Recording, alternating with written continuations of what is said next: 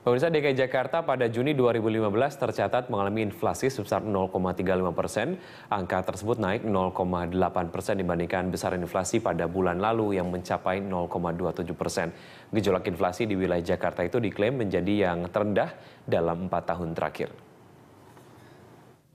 Perwakilan Bank Indonesia wilayah DKI Jakarta mengungkapkan rendahnya inflasi bulan lalu tak lepas dari masifnya operasi pasar yang digelar untuk mengendalikan harga-harga. Terdorong oleh temuan itu, Gubernur DKI Jakarta meminta hasil analisis Bank Indonesia. Ahok menyatakan bahwa sejauh ini operasi pasar sudah membantu menstabilkan harga pokok pangan. Ahok pun bekerjasama dengan beberapa pemerintah daerah. Selain itu, Ahok meminta Bank Indonesia untuk membantu menghitung potensi usaha yang layak dikembangkan dan nilai ekonomi dari pembangunan infrastruktur di ibu kota. Ya, kita pengen misalnya kayak inflasi. Inflasi kita harus tekan sekecil mungkin karena 20% Jakarta ini menjadi penyumbang inflasi nasional. Nah, itu saya juga pengen dia bantu hitung potensi usaha apa. Terus setiap infrastruktur saya bangun. Misalnya saya bangun 7 koridor Transjakarta, LRT, efek ekonomi berapa? Terus kalau saya gratiskan naik bus, kalau saya subsidi PSO sekian triliun naik bus, efek ekonominya berapa? Nah itu kan dia harus kaji. Kalau saya ngomong, orang pikir saya sok pinter, bukan dokter, bukan apa.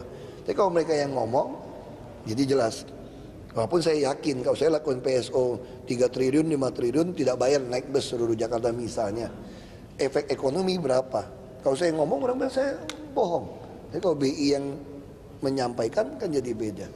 Nah kita kan udah mau coba kan. Nanti tahun depan bus tingkatnya lengkap, bus tingkat gratis di kawasan bisnis.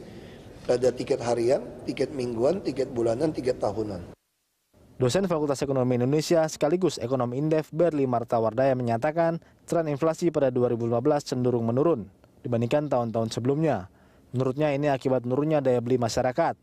Pemerintah diminta segera meresmikan Perpres tentang penetapan dan penyimpanan barang kebutuhan pokok dan barang penting sebagai fokus pengendalian pemerintah.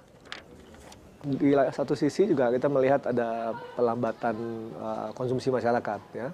Jadi proporsi konsumsi dibandingkan tahun lalu agak menurun, dan itu sepertinya juga berkontribusi terhadap tadinya sehingga tidak begitu semangat untuk berbelanja ataupun membeli seperti tahun-tahun sebelumnya. Jadi ada sisi positif juga dari pelambatan konsumsi dan pertumbuhan ekonomi kemarin.